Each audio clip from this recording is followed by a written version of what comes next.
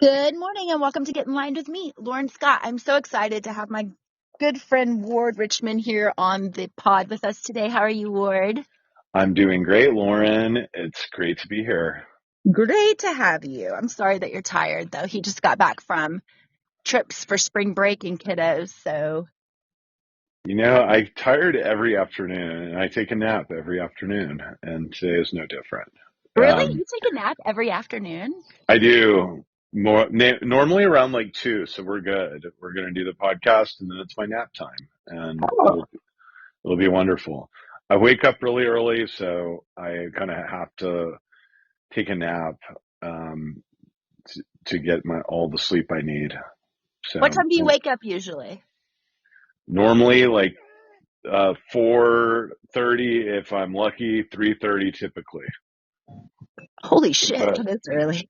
like in there, yeah, I just trigger up. I don't set an alarm. I would love to sleep later. I just like wake up in the middle of the night, and that's just how it is. But I take my nap and then I'm all good.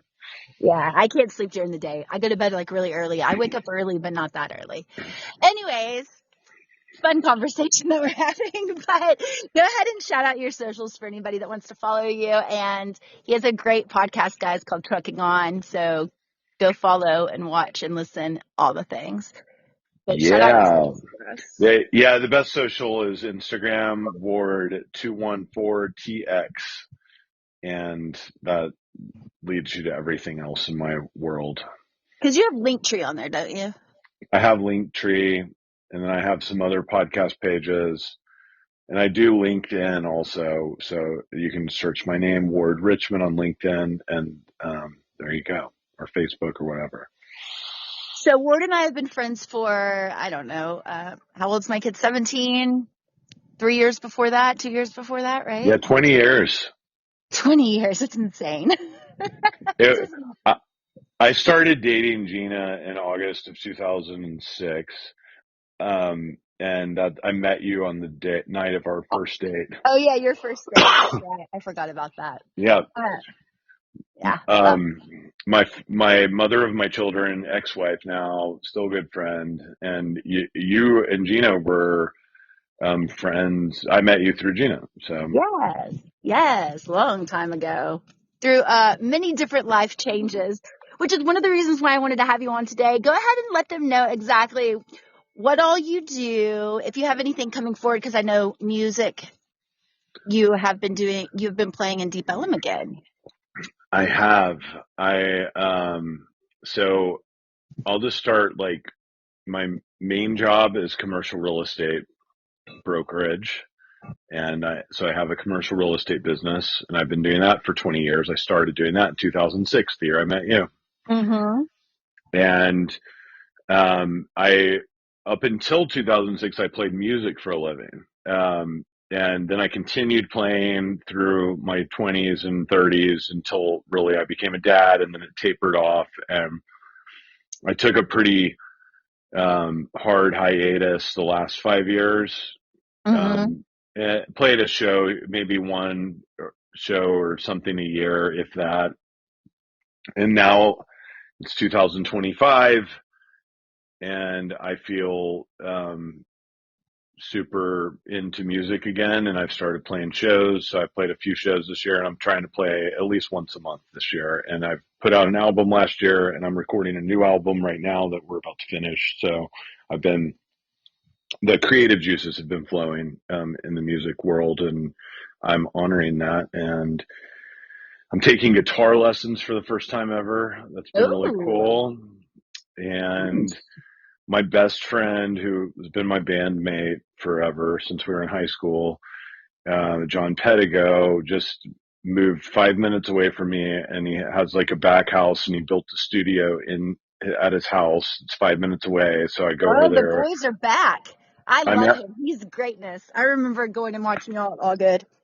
yeah, I mean, I feel like I've manifested this, Lauren. Like, my best friend lives 5 minutes away, and he's a record producer and has a recording studio at his house, and I just go over there all the time, and we make music and hang out, and now we're actually playing this show together and doing a song swap. So I play my songs and he plays some of his songs, and then we play some songs together. And we've been doing that once a month, and it's been That's just awesome. so cool. Yeah. That is really cool. You know, Aiden's getting into music. He just dropped his first single. Oh, really? I've Yeah, not heard that. I'll have to send it over to you so you can check it out. Little Good for Aiden. him. Ward and Gina actually threw his his Pregger baby kegger. shower, his pregger kegger at their house when I was pregnant. And now he's 17 making music. It's wild. I'll have to get y'all together so y'all can talk all about music. How do you think that it's impacted your life, especially now that you're coming back to it? What's the difference from party Ward to more grounded Ward in the music world? That's such a good question. Well, high school was like when I started playing in a band, and I was just so into it, like I Mhm. was into local music and rockabilly music and punk rock music. And so I just taught myself how to play the bass, formed a band with my good friend John, and then played through college. And after I got out of college, we got signed to a small record label, but it enabled us to quit our jobs and go on tour for a few years, like 4 years, and we played 200 shows a year. Mhm. Um, kind of as when I got to college, I started drinking, and then we started. We're is my sound okay, Lauren? I Yeah, feel like you're good. I'm echoing on my end here and there, but as long as you hear it good. So Yeah, you're so fine on mine. cool. Um, in college, I started drinking, right? And then we're also coming home for summer and winter breaks and playing in bars every night. Mhm. And then we kind of started incorporating our love for drinking alcohol into our music. So not only was I just like playing music and partying, but we're like literally writing all of our songs about getting wasted. Yeah. Pretty weird. We had an album called Drunk Life. Like I literally, and we like prided ourselves on it, and it was weird because we also profited off of it because we got paid off of bar sales. So if we got people to get really rowdy when they came to watch us play and take lots of shots and buy us drinks, like we'd get paid more. And then we became known as this. The Boys Named Sue was one of our main bands, and we're like Yes. the best country band in Dallas for 5 years in a row or something. And we're having so much fun.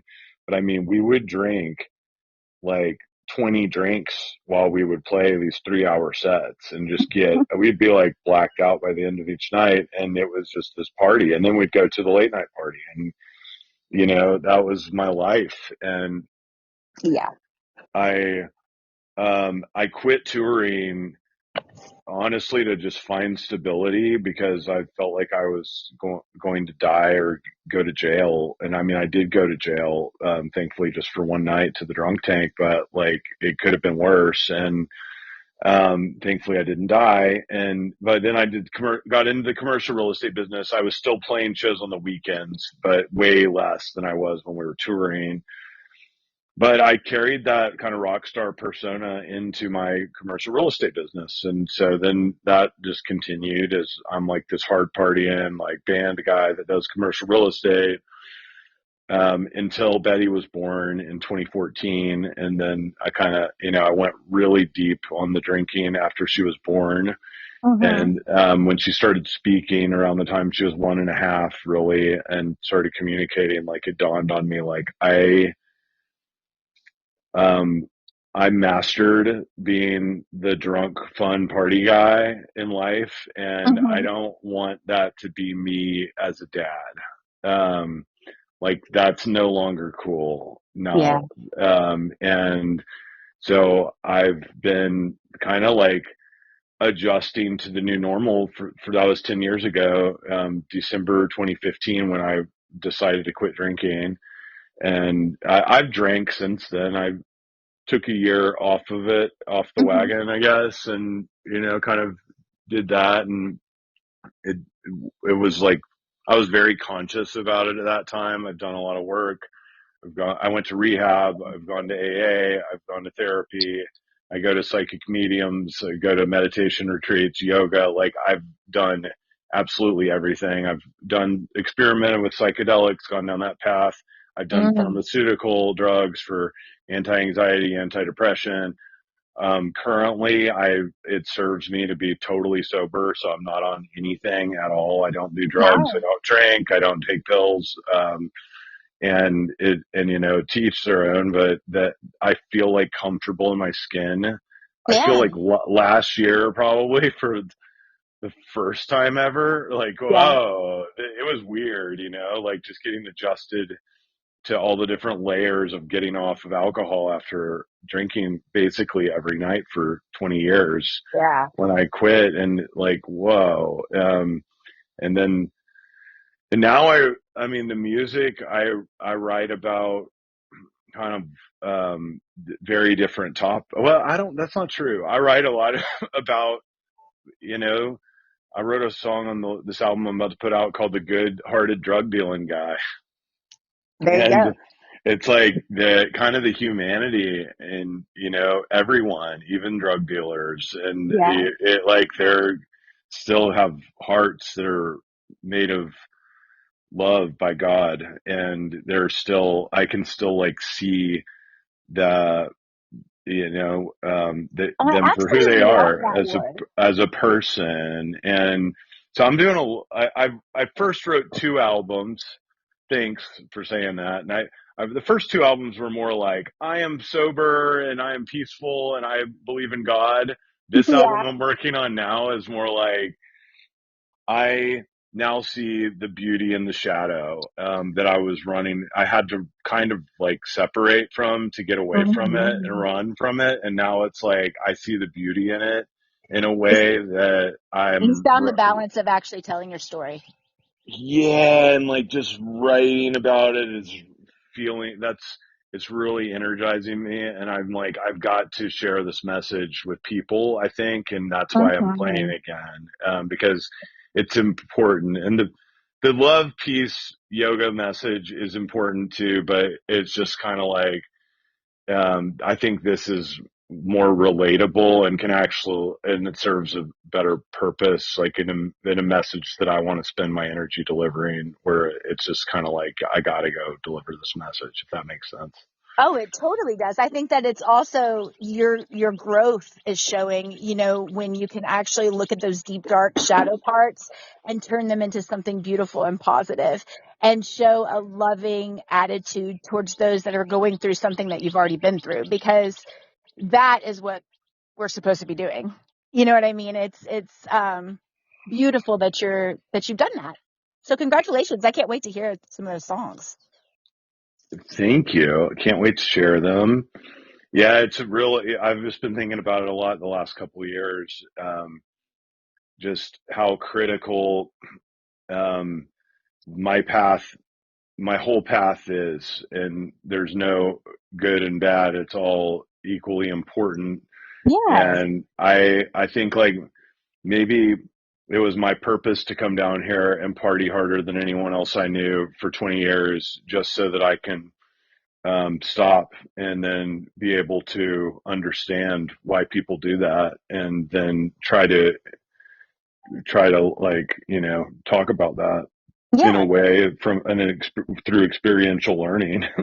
Absolutely. Absolutely. So since you've kind of delved into spirituality, tell me exactly how you got involved with, what was your spiritual path? How did that land in your lap? So, I mean, when I first stopped drinking, it's just like layer after layer gets pulled back. And first thing was like, okay, now let's focus on money. Okay, let's go to a Tony Robbins conference. And Tony Robbins is like, let's do a meditation. I'm like, oh, meditation. I'm Hmm. gonna try that.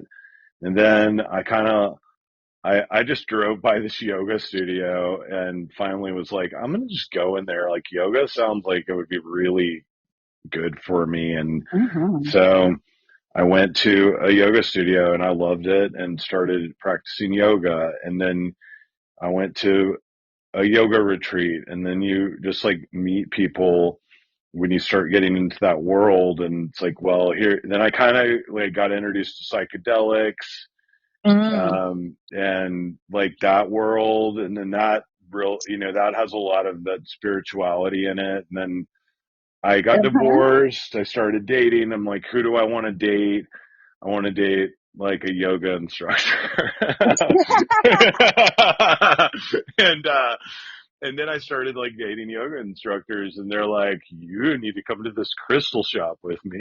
Oh, I'm like, Jesus. oh, crystals, this is kind of cool. And then they're like, you need to meet my psychic medium. I was like, a psychic medium? What are you talking about? Like, these are real? And then I like Yes, we are. I met a psychic medium literally 5 years ago, like the week before quarantine, right? Like March of 2020. Oh, wow. So that's when that I got that email from her. Name is Carissa Schumacher, who was the first psychic I ever encountered, and she's a full body channel for Yeshua. Mm. Um, wrote an amazing book called The Freedom Transmissions, and Mm-hmm. I am in familiar. yeah, so Carissa wrote me an email, and my jaw like dropped to the floor of the things she told me. I'm like, what in the fuck just happened here? Like, how does she know all of this stuff like about me, that no one could possibly know? Yeah. It's ungoogleable word material. And then I got very intrigued, so I started attending journeys with her, and then just kind of like met more people, and just started reading. I read the Bible front to back. I've read like all kinds of Buddhist literature. I just finished the Book of Joy, which is great, and it's like Hmm. I love the the Book of Joy. Dalai Lama and the Catholic Mm-hmm. Archbishop. I can't remember his name, Tutu or something. Mm-hmm. But the Book of Joy, that's like the epitome of my spirituality. I think now is just like this kind of hybrid of the practice of Buddhism with like the magic of Yeshua Mm-hmm. combined, and trying to just live in like a super conscious state and be open minded to things. And but I mean, once you like get into all of that, I'm sure I'd guess you'd agree with me, like the rules of life become really simple, and Yes. then it's like, okay, tell the truth, like Be a good um person, do good be things. be a good person, do And good things. don't take anything to heart that's an outsider. Yeah, don't overcommit to things. Like live, like Mm-hmm. seek balance, and then of course, like and like it's a practice like yoga, and you're gonna have days where you can't do eagle pose because you can't balance on one foot, and that's okay. And the next day you might just nail it, but it's just kind of like being aware of the balance is so critical to my like spirituality practice and living in a state of peace. It's like, oh, if I'm feeling this, like I'm doing too much music or something, then I just gotta be aware, or if Yeah, I commit to too many work conferences, like that's what's happening. So dial it back, dude. Dial back this, like there's gotta be time for God, time for my children, my family, and then time for my work, and then like creating art, and then giving back to the community, right? And exactly. I love so it.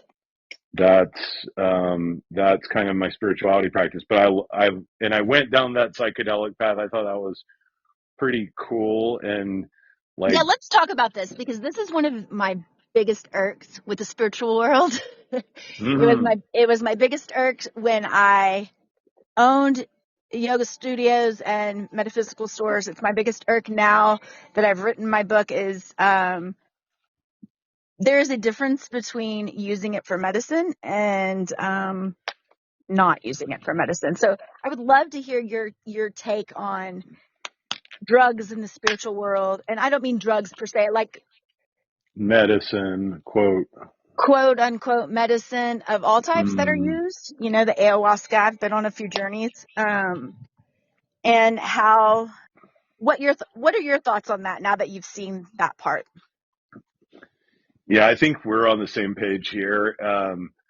I have done psychedelics in a spiritual manner. Um,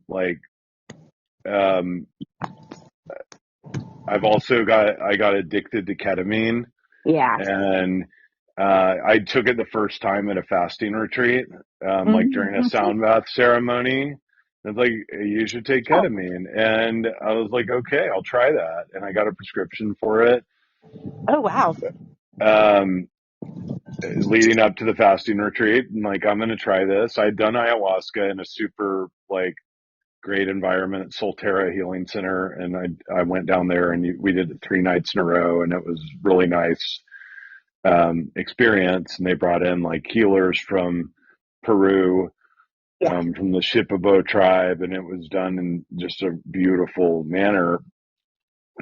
The ketamine at the fasting retreat was a beautiful manner. Then I had this like nasal spray ketamine, and I was like, oh, I'll do it again when I was home sitting on my couch, and I meditated. And I'm like, well, I'm going to do it when I go to this concert. And then like 3 months after the first time I did it, I started drinking again for the first time in 6.5 years. Mm. So I didn't put two and two together as this is happening, of course, because life's happening. And I'm like, I did ayahuasca. I healed my Yeah. anxiety. I can drink again. But I didn't like take into consideration ketamine has some similar side effects to alcohol that I love alcohol side effects. And then it's like, well, why not just go to the source? So then I was drinking and doing ketamine at the same time. Yeah. And, and then I quit drinking a year later, kept doing ketamine. This is a healing drug. It helps me with my mental health, blah, blah, blah. Like you can hear it on podcasts all the time. Mm-hmm. And then I became addicted to it. And I know a As lot of many, people who are. yeah, as many people do. Yeah, as many people do. And you know what? You don't hear about that very much. You actually hear the opposite. Ketamine is not addictive and Yes. it helps you be sober. Well, that might be true for some people, not for me. And then I went from meditating and to listening to like some meditation and doing ketamine and going really deep into meditation to doing it when I went out to see concerts, right? And like Yeah. doing it all the time. And then I did it one time too many, and God came down and spent 12 days with me, He went teaching into me, psychosis. teaching me about all my greatest fears and making me experience them like Yeah. We call that nonstop for we call 12 that days. spiritual psychosis. Yeah, not pleasant. Glad I did not go to a mental hospital. I almost considered checking myself into one, but I called in spirit. I called in Yeshua. I did. Obviously, I mean, maybe not obvious, but I immediately stopped doing all drugs and alcohol. The message came very clear to me, Ward. This is just for me, right? Like, Yeah. you are good, dude. You have seen all you need to see with the drugs. You don't Mm. need them anymore. You can access way deeper levels of all of the cool shit you can see on drugs through breath work and meditation, and you need nothing else. Yeah. And I got that message loud and clear, the hard way, and it works. And I haven't done it since then. That was June 13th, 2023. And Mm. yeah, that spiritual psychosis is no joke. I call it my 12 nonstop dark days of the soul. And Oof. that's what it was. I mean, And that's what spiritual psychosis really is. And this is, thank you for sharing that, by the way. But this is one of the reasons why I brought it up, because I think that when you put an addictive personality next to anything, no matter what it is, as you know, it can be too much of something. And therefore it's not used as the medicine that it needs to be used for anymore.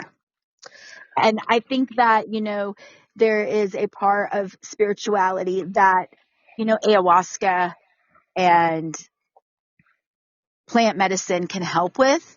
But I also think that you're walking a very fine line with chemical dependency issues. And when it becomes a dependency issue, it's no longer helping you, and that is where you run into the problems. Here's another take for you. Like, it is a shortcut. It's like Ozempic Yeah. for losing weight. Like, that's You're not ayahuasca you're not really doing the work. for connecting with God. Yeah.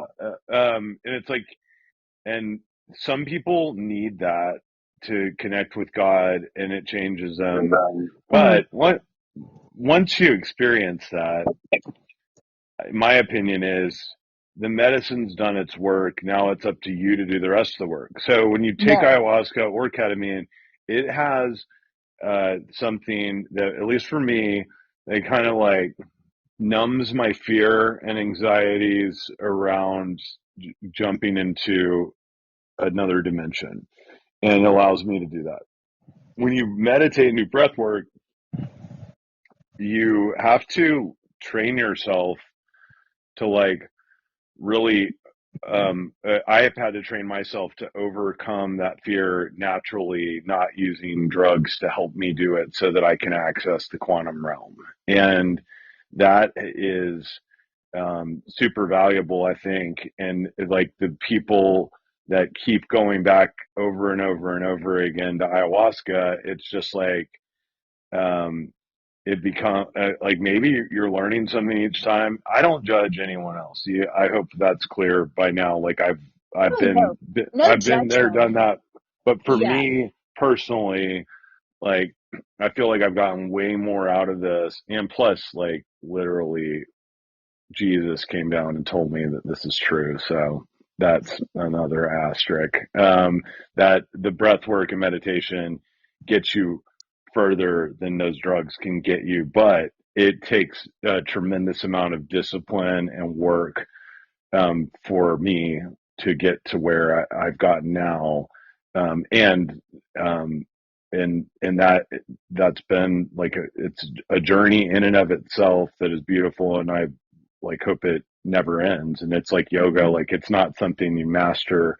It's something you just practice and get better at, and you get deeper in the flow. Yeah. I did DMT, so it is not hard for me to travel astrally. It's not, I do remote viewing, so I'm constantly protecting myself because I don't want to see everybody's shit. And the one time that I did DMT, um, it opened me up way too fast to everything that was going on around me.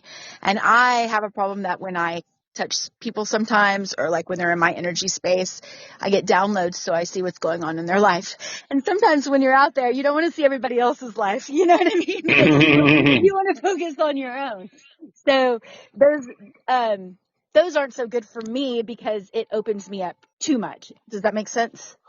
Yeah, yeah, and I think it's important for some people, not for others. I think there's people like you that can naturally do the remote viewing and things like that. And there's people like me where it doesn't come. Well, It's just different. I've been on my spiritual journey for since Aiden was one. So we're talking 16 years of straight like meditation every day, all kinds of classes and training to do what I've done. And it's a beautiful thing because I've helped find kids with the FBI that are missing. Like I love the gifts that I have developed. But the point of that being is that everybody actually has those gifts. It's just learning how to develop it in the way that works best for you. Yes. Without um how do I say this to where it doesn't sound bitchy, because judgmental is you, but without the need for anything else. I think that spirituality is kind of like a stair step forever. I don't think you ever reach the top or anybody's better than anybody else. We're all on different levels just trying to be good people. And so the way that I teach and live my life is, you know, you don't level up by not being able to confront your own shadow side. And sometimes those drugs can bring forth your shadow side, everybody else's shadow side, and anybody who's around you. And what you're not realizing is you're taking on that energy. Does that make sense? So Yeah. I'm always very leery on people that, because I do think that it is a part of the cycle of opening up to spirituality. And I think that when you go to a lot of the retreats, you see a lot of people that use that kind of thing. And I'm not ever saying it's a bad thing. I just think that those that are wanting to do any kind of medicine like that need to be very wary that, you need to be okay with whatever's going to happen. And you need to make sure that you don't use it as a crutch. Yeah. And I would add that you pray and call in Spirit and Archangel Michael and protection before you do it, if you're not in a situation where you're with like somebody that knows what they're doing and doing that, Yeah. because that's where I went wrong is Yeah, I you really felt, need, if you're going to use any kind of medicine like that, you really need to be in with people that know what they're doing, not Joe Blow over there who went and did an ayahuasca retreat and now they think they're a Peruvian god. You know what I mean? yeah, or if you're Ward Richmond and you go out on your back porch doing ketamine and you're saying like super intense prayers, um like and like I actually like was behaving like a shaman Mm. unintentionally, and Well, you were probably recklessly. channeling. Well, yeah, and I was high on ketamine, and I'm on Yeah. my back porch, and then like something flew in through my ear, and I was like, "Oh Mm. shit, what have I done?" And believe me, like even when I meditate now, I'm just like, "Yo, I need protection. Like, Yeah, come because on in, team." you freaked yourself out. Yeah, Kind of like what I I was talking still, about, opening too much. yeah, like I still am dealing with like some PTSD. Mm. Mentally, I can like say, yes, I understand everything that happened and I'm good with it, but there's Hmm. still like that like fear deep within that will creep up on me sometimes if I'm getting like too intense into my meditation practice, where it's like feeling like I'm going too deep. I will like pull myself out of it, like just instinctually. And I will Because it kind of be freaks you like, out. dude, don't do that. Keep going, keep rolling with it. But it's not under my control, yet, but I'm working through that. Yeah, it's beautiful. Thank you again for sharing that story, because I think, a lot of people don't share the dark sides of what can happen with those kinds of medicines. And so I appreciate your willingness to share that. You got it. Yeah. I think it's super important to be aware. I think if someone told me before I did ketamine, hey, ketamine's great and it can heal you, but it also can lead to relapse with alcohol and it can be very addictive. So, Mm-hmm. FYI, like, know that these are common side effects. And like in the case of, what's his name, Matthew Perry, like you can Mm-hmm. die because you You can die. disassociate from your body. And I like can totally see how that would happen on ketamine, going into your hot tub and you like go into a K hole and you drown, or I don't, Mm. like something like that. Like there's, there's just a little too much positives about it in what I'm seeing out there and not like both sides of the coin. And there's always both sides of the coin. Always. These things are not like nothing's good in excess. And there are some things. I didn't find ayahuasca to be addictive, but I guess I know people who do it quite a bit. But like ketamine's I don't think the easy. medicine itself is addictive. I think the journey is addictive. Yeah, there you go.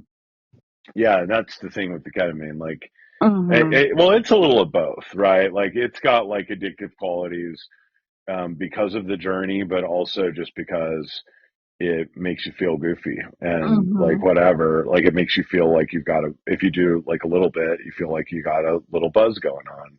And Mm-hmm. I know lots of people are not drinking alcohol now, but they're doing ketamine. Like I just do Yeah. ketamine. I was that person.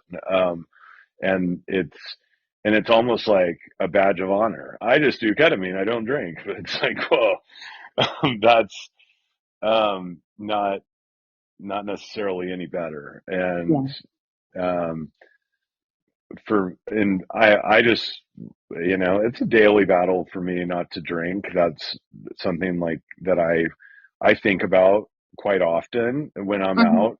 Um, I have no problem like labeling myself as an alcoholic and saying that just because it's pretty cut and dry. And I also like to preach about the benefits of not drinking alcohol. Mm-hmm.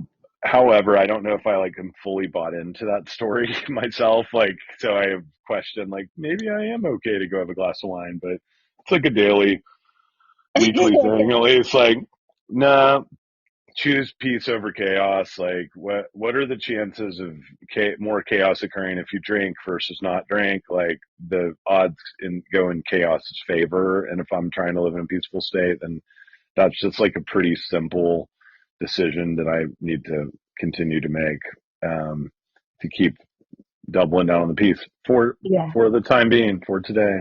Yeah. Well, what has spirituality made a difference with your connections and especially your kids? Because you really jumped into the spiritual side of things with both feet. So, what are the, was Betty Sue little? Did you say? I'm sorry. Betty Sue was little when you started your spiritual journey. Really, when I got sober, she was little, but when I got spiritual, she was like 6 years old or 5 years old, 5, 6, and Levi was 2. And So, how's that helped with raising kids? oh, it's phenomenal. It just gives me like such great to go read like spiritual texts as passionately as I do and attend Mm-hmm. spirituality retreats and meditate for a substantial amount of time each day and be living in a conscious manner. Like it's also an amazing parenting handbook. So it gives me like great things to discuss with them, and it helps me to easily identify what Do problems they are that they're facing and like how to deal with them. And then we pray together at night, and we do they um, meditate with you? yeah, they do. Sometimes they're not super big fans of it. It's more like, I'm bored. I'm bored. Okay, come meditate with me for 5 minutes. No, yeah, you said you're bored. You need to. So I wouldn't say it's a punishment, but it's kind of like, well, we do it. They know how to meditate, and they know like, okay, we'll go meditate with you. And but it's cool because I mean I was not raised that way, and I think just getting their glimpses, and they definitely know like Dad's meditating right now, so we're gonna And leave what him about with alone unless Gina? it's Now that important. y'all are divorced, how has spirituality affected y'all's relationship? I think we have a beautiful relationship today, and I give Mm. lots of credit to the spirituality.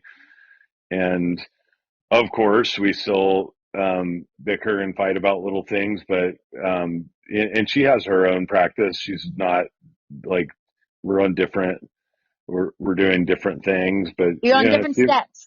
yeah, for sure. And but she's doing the work too, and we can recognize it. And I apologize faster, and I try to um, be more careful with the words that come out of my mouth. Um, I'm super conscious about being absolutely truthful with her about everything. There's zero lies between us, which wasn't always the case, Oh, and I love now that. yeah, that's just a great spirituality exercise is don't tell lies, like even little ones. Like if That's one of the hardest things for anybody to do. Yeah, and I mean it pays off big time and I'm doing it all the time. Like I was kind of worn out after a long day of travel, and I had like a long building tour, and then we were going to a dinner for 2 hours, and I left the building tour early for work, and my business partner was kind of like, "What are you going to say that you had a meeting or something?" I was like, "Man, I wish I could do that, but Yeshua will bitch slap me if I do that. So I'm just gonna say it was for mental health reasons is why I left early, and There you go.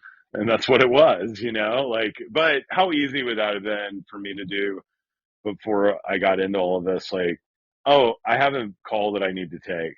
Like, Mm-hmm. tell this stupid lie. Like what's the point? Why not just tell the truth? And then like, Mm-hmm.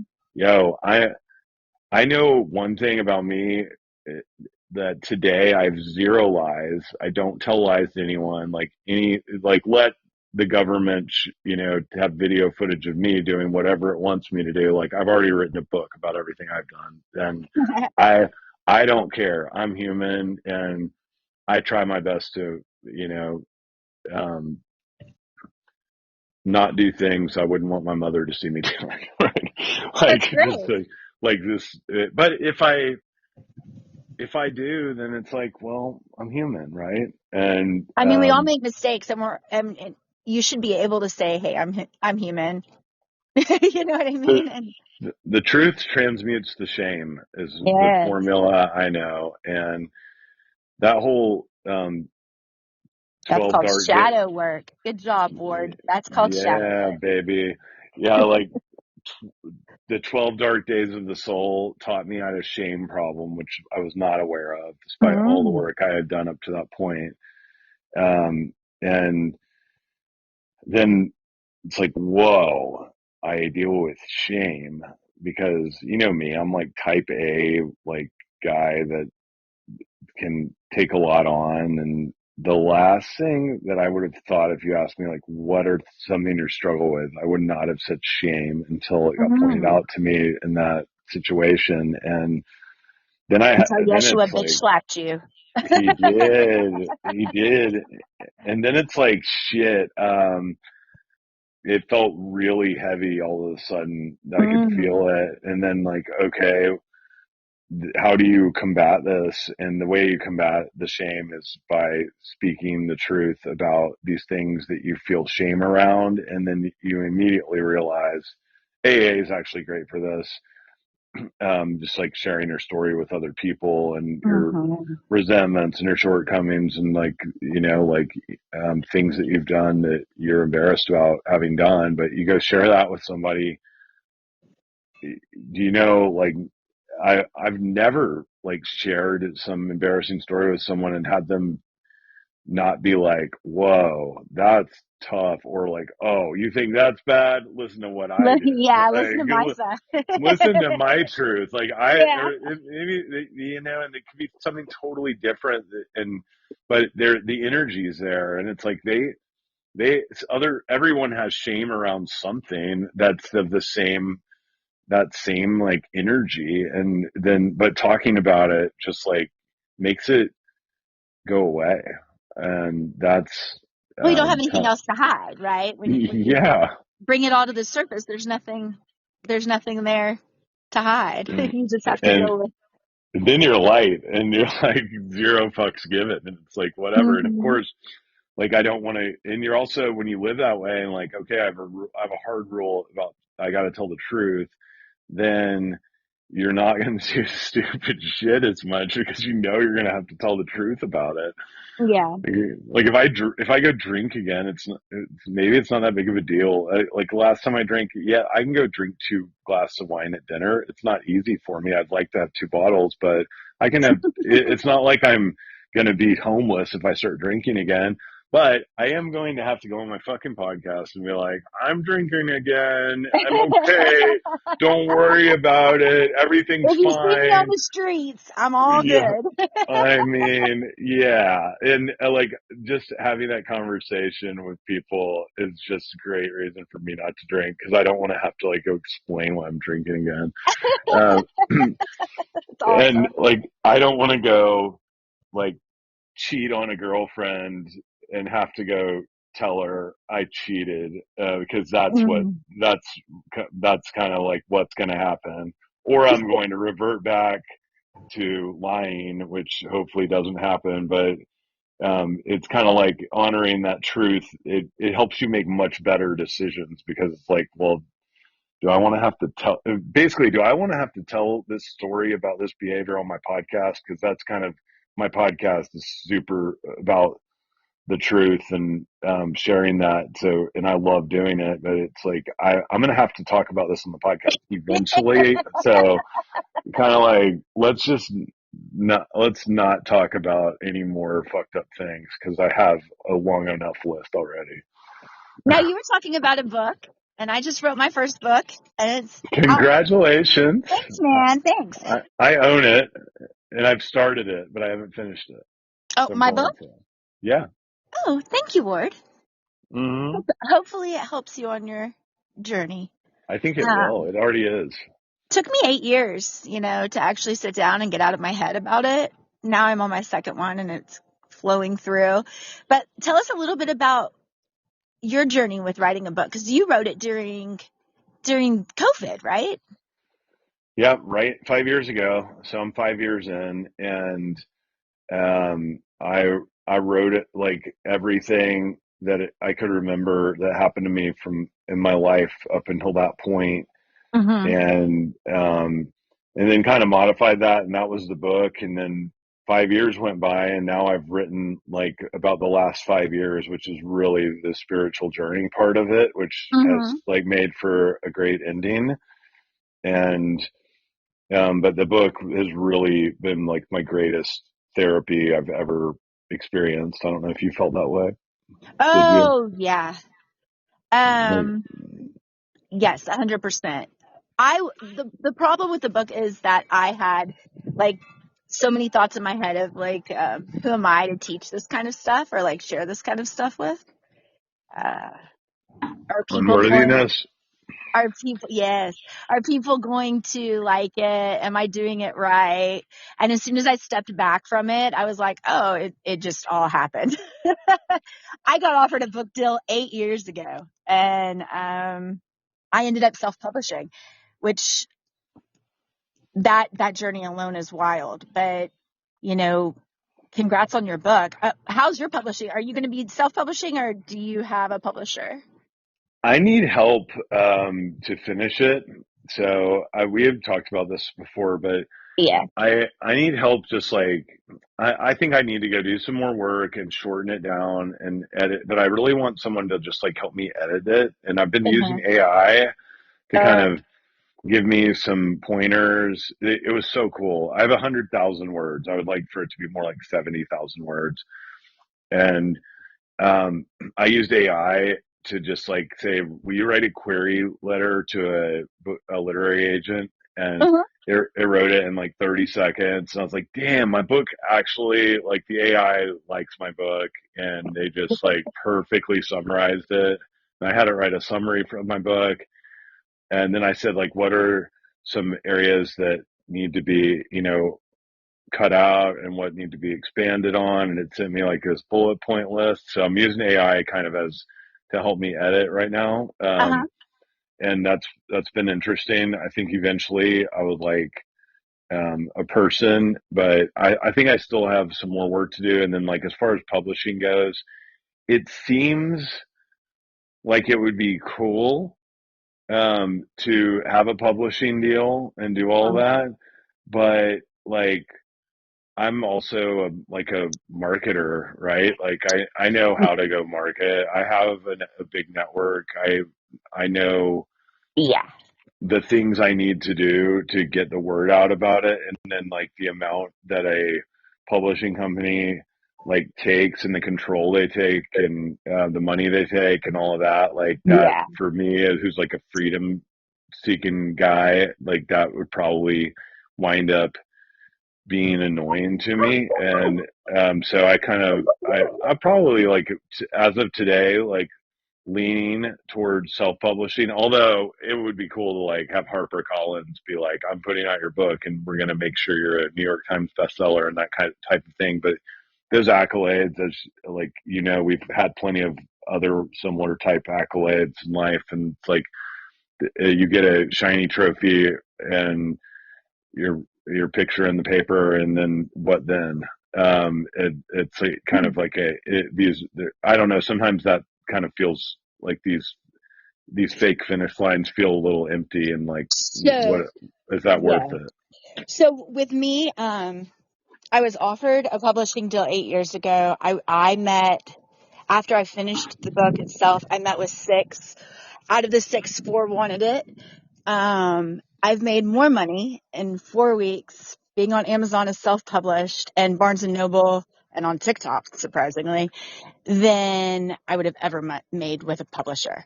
And the reason being is because I, like you, have a big following. I have for many, many years. And so it was easy for me to shout it out and have complete control over it. Now with AI and the way things are with KDP and the different ways that you do, publishing isn't as needed as it used to be. Like you can find people who edit. I found a person who edited. I actually went to the college, and one of the kids that were wanting to be a publisher is who edited my book. There's other ways of getting it out there, but I will tell you, um, I gave a nice little lump sum back to the publisher who I've had to deal with for a very long time. And like I said, think that I made the right decision. That's not saying that I won't use a publisher for like other books, but this one in particular, I did well without one. Yeah, So it's just different in the literary world than it is. Publishers are mainly for marketing these days. That's what they're for. And if you need that, I think that's great. But if you don't, then you don't. I don't want to pay $25,000 of, 85,000 that you gave me back to you immediately as soon as the book is released and have absolutely no say where it goes or how.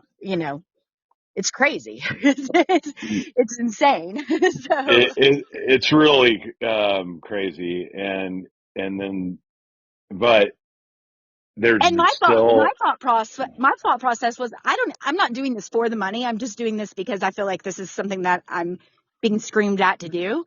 And so once I got past am I good enough to do this, and really sat down and did it and then released it, it was crazy how, God just makes everything happen the way it needs to and aligns with it. So I wouldn't mind talking to you about that off of the pod, because yeah. I can help you with that one. There's something about the unworthiness on my side too. Like, maybe if like a big publisher wants to publish my book, then it means my story is worth telling. And I think I'm kind of over that, but there's still a little bit of that. Like, gosh, this will give me that green light that this is good, and that people will think that they That it's should better read it because because you went with some a big publishing house. some some like person in New York liked my book. Like, it's just kind of silly, Yeah. It's like really. an imposter. It's like it feeds that imposter syndrome. You know what I mean? Yeah, it's just not caring about the imposter syndrome, and trusting myself, like knowing this story is important and it Mm-hmm. will help people, and I can market better than most people I know in the world. So why would I go trust some corporation to market my book that's probably doing things like, you know, um, and I mean, I dedicate like a huge chunk of my life to keeping up with marketing trends and like how to do that. Like, that's Yeah. part of my real estate business, and it also feeds into the music business. And then, of course, but what's the difference in selling anything? Not too much. It's just this methods are the same. I think, like, how to get things out there in this day and age. It's so easy with AI and Yeah, it's social completely media. different than it was even 8 years ago when I got the first book deal, right? Like everything For has sure. changed in the sense of AI. The one thing with self-publishing, at least with mine, is that you couldn't use AI to like upload because they do AI checks, and which is great. It's great. But you can use it for tweaks as long as you let them know, I think it's like 10%, Yeah. which was Yeah. And interesting to me, but great at the same time because you don't want everybody to have an AI book. You know what I mean? Like, for sure. so I there's did finding a balance. I'd had AI edit like a chapter and it Mhm. was so lame compared to my chapter. I have to say, like, yeah, AI, you're not smart. You haven't gotten that smart yet that you can write better than me. I'm way funnier. Like, actually, the dialogue went away. It's like you can't write dialogue like me. You can't. Yeah. Um, Yeah. Although it is super great for editing. That's what I really used it for, it, was editing, and then turned it over to this I shouldn't say little kid, it's a college student, but and let them do their stuff. And it is really good for that part. But as far as like finding the story part, or like trying to, mine's kind of like a how-to book on spirituality and like finding your balance and using your everyday energy. So how do you ask AI to tell you to do that? You know what I mean? oh Like, yeah. you can't The, really have case studies from AI. I mean, like, You know what really confused AI was my spiritual psychosis. I bet. It's like, this does not sound as grounded as the rest of your book. It's like, well, no shit. Sort of with the little red exclamation points all over it. It could not comprehend having a 12-day conversation with God. Um, Right? Well, I look forward to like talking more about book writing with you, because this is a journey that I feel like our steps are very similar. We always do things at similar timings. I We're know. so Isn't that cool? It I is love really it. cool. It is. It is. Okay, last question, and then we'll let you go take your afternoon nap. All right. If you had one thing to tell your younger self, what would it be?